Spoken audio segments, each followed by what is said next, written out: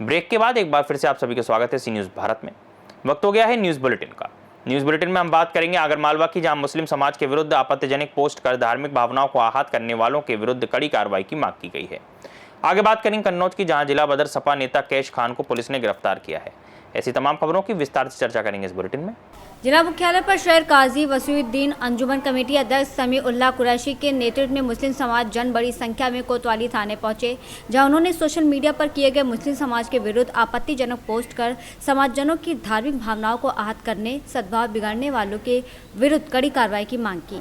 साथ ही कहा कि ऐसे लोगों के द्वारा भड़काऊ पोस्ट करने और धार्मिक भावनाओं को आहत करने पर भारतीय न्याय संहिता की धारा 196 और 299 BNS और RT एक्ट की धाराओं में प्रकरण पंजीबद्ध किया जाए।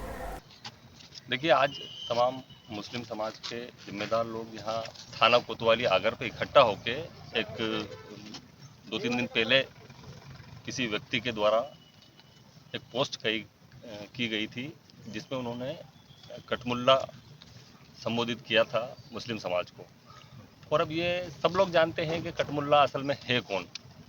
तो उसी की विरोध में और उस गलत बात को की शिकायत के रूप में हम लोग यहाँ एक आवेदन देने के लिए इकट्ठा हुए थे, जिसमें हमारे शहर काजी वसीउद्दीन साहब भी की सदारत में और उनकी क़यादत में ही हमने ये ज्ञापन और आवेदन यहाँ थाना पे दिया है। साथ ही साथ हमारे अंजुमन कमेटी के सदर भी साथ में थे और हमारे APCR के जिला प्रेसिडेंट जनाब एडवोकेट फारूकी साहब ने और हम सब लोगों ने यही कोशिश की है कि शहर की फ़िज़ा में मिठास कायम रहे और यहाँ की फ़िज़ाओं में जो नफ़रत का जहर है वो नहीं घुले।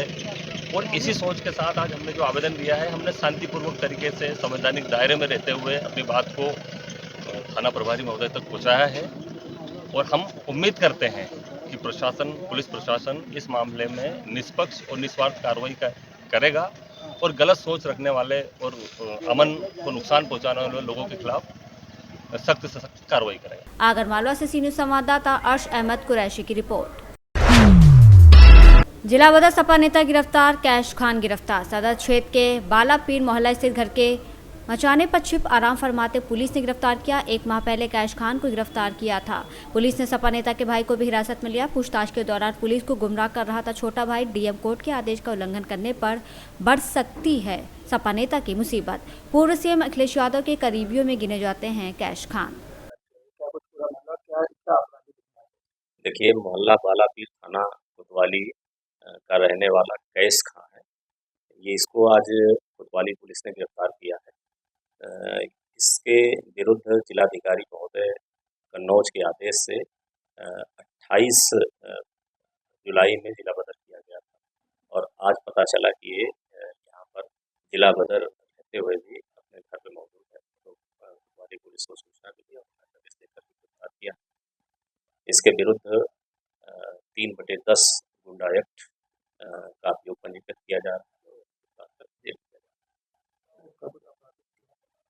इसके आपराधिक इतिहास के बारे में जानकारी ली, पता चला कि इसके विभिन्न वर्षों में 5 अभियोग पंजीकृत हैं और इन्हीं सारी चीज़ों को लेकर के इसमें चालानी रिपोर्ट गई थी, जिसमें जिलाधिकारी कन्नौज के आदेश से।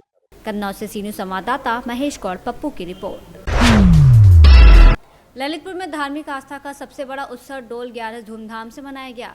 तालाबपुरा स्थित ऐतिहासिक सुमेरा तालाब पर हजारों की संख्या में श्रद्धालु पहुंचे और पूरा माहौल हरि नाम संकीर्तन जयकारों से गूंज उठा। नगर के हर मंदिर से भगवान के ढोल स्वरूप की झांकियां तालाब तक पहुंची। भक्तों ने जलाभिषेक और पूजन अर्चन किया और इस बार बच्चों युवाओं की झांकियां और भक्ति गीत विशेष आकर्षण रहे। आयोजन को भव्य बनाने के लिए नगर पालिका ने रंग बिरंगी लाइटिंग की। ढोल पहुंचते ही ड्रोन से पुष्प वर्षा हुई और रात को आतिशबाजी ने उत्सव की शोभा बढ़ा दी। व्यवस्था और सुरक्षा के लिए प्रशासन, पुलिस मुस्तैद रही। मंत्री, विधायक और जनप्रतिनिधियों ने भी कार्यक्रम में भाग लेकर श्रद्धालुओं के बीच भगवान के दर्शन किए। सुमेरा तालाब पर ढोल 11 हर साल सिर्फ धार्मिक अनुष्ठान ही नहीं बल्कि समाज को जोड़ने वाला एक विशाल सांस्कृतिक पर्व बनकर सामने आता है। ललितपुर से सी न्यूज संवाददाता विकास सोनी की रिपोर्ट। अवैध लॉटरी के खिलाफ पाकुड़ पुलिस ने बड़ी कार्रवाई करते हुए 1 लाख अंसारी नाम के युवक को गिरफ्तार कर जेल भेज दिया। पाकुड़ पुलिस अधीक्षक को मिली गुप्त सूचना पर पाकुड़ नगर थाना पुलिस ने ये कार्रवाई की। वहीं पाकुड़ एसडीपीओ दयानंद आजाद ने बताया कि 15 दिनों के अंदर लॉटरी और ड्रग्स पर लगातार कार्रवाई हो रही है और ये अभियान लगातार चलता रहेगा। एसडीपीओ ने और क्या कुछ कहा, आइए आपको सुनाते हैं। 15 दिन के अंदर लॉटरी और ड्रग्स पे आप लोग देखे होंगे कि काफ़ी कार्रवाई हुई है। जो आप लोग की शहर की सबसे बड़ी मांग थी कि ड्रग्स पे काम हो और लॉटरी पे काम हो, तो हमारी नई एसपी मैम के ज्वाइन करने के बाद से ही लॉटरी और ड्रग्स के खिलाफ जो चल रहा है अभियान, आप देखेंगे निकट भविष्य में और ये जोर पकड़ेगा और बहुत सख्त कार्रवाई की जाएगी। पाकुड़ से सी न्यूज़ संवाददाता पंकज भगत की रिपोर्ट। छतरपुर के जुझार नगर थाने में नाबालिग से दुष्कर्म और पॉक्सो एक्ट का बड़ा मामला सामने आया है। आरोप है कि वन स्टॉप सेंटर में रह रही 15 वर्षीय पीड़िता को बाल कल्याण समिति और अधिकारियों ने लापरवाही से आरोपी पक्ष को सौंप दिया, जिसके बाद आरोपी ने दोबारा उसके साथ दुष्कर्म किया। दरअसल सिमरिया थाना क्षेत्र की इस नाबालिग को शादी का झांसा देकर गुड़गांव ले जाया गया था, जहां से पुलिस ने उसे बरामद कर आरोपी को जेल भेजा था, लेकिन जमानत मिलने के बाद आरोपी ने फिर से पीड़िता को निशाना बनाया।